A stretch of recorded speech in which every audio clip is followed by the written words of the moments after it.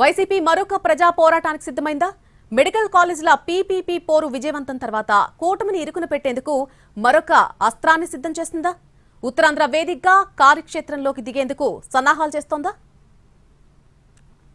కేంద్రం ప్రకటించిన ఉపాధి హామీ పథకం కొత్త విధానం అమలు చేయాలంటే రాష్ట్ర ఖజానాపై ఏటా 4,000 కోట్ల రూపాయలకు పైగా భారం పడుతుందని వైసీపీ అంచనా వేస్తోంది.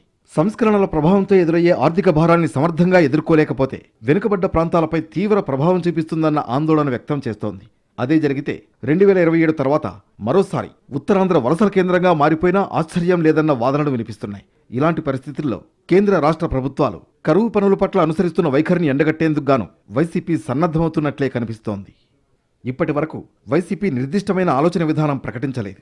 అయితే ఉపాధి హామీ పథకం ఇబ్బందుల కారణంగా గ్రామీణ ప్రజానీకానికి ఎదురయ్యే గడ్డు పరిస్థితులను ప్రధాన అంశంగా తీసుకునేందుకు సన్నద్ధమవుతున్నట్లే కనిపిస్తోంది. మెడికల్ కాలేజీల పీపీపీ విధానంపై కోటి సంతకాలతో ప్రజామద్దతు కూడగట్టి వైసీపీ సక్సెస్ అయింది.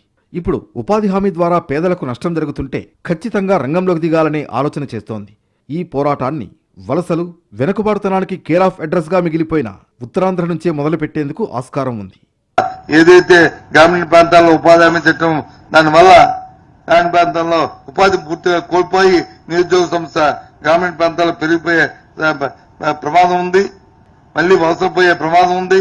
పనుల కోసం ఎక్కడుంటే ఏ పట్టణ ప్రాంతాల్లో ఎక్కడుంటే అక్కడికి గ్రామీణ ప్రాంతం పూర్తి వలసలు ఇంకా మొదలయ్యే ప్రమాదం ఉంది.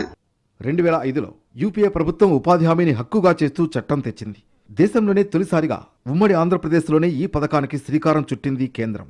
ఫస్ట్ ఫేజ్ కింద అనంతపురం, పాలమూరు, ఉత్తరాంధ్ర జిల్లాలను ఎంపిక చేశారు. ఉపాధి హామీ స్కీమ్ వచ్చిన తర్వాత ఉత్తరాంధ్రలో పరిస్థితులు చాలా మారాయి. దాదాపు 20 ఏళ్ల తర్వాత ఎన్డీఏ సర్కార్ నరేగా స్థానంలో Viksit Bharat guarantee for Rozgar and Ajeevika mission చట్టం తెచ్చింది. ఇక్కడ పేరుతో పాటు పథకం అమలు తీరుకు సంబంధించిన కీలక మార్పులు చోటు చేసుకున్నాయి. దీంతో రాష్ట్ర ప్రభుత్వాల దగ్గర నుంచి వేతన శ్రామికుల వరకు అయోమయం మొదలైంది.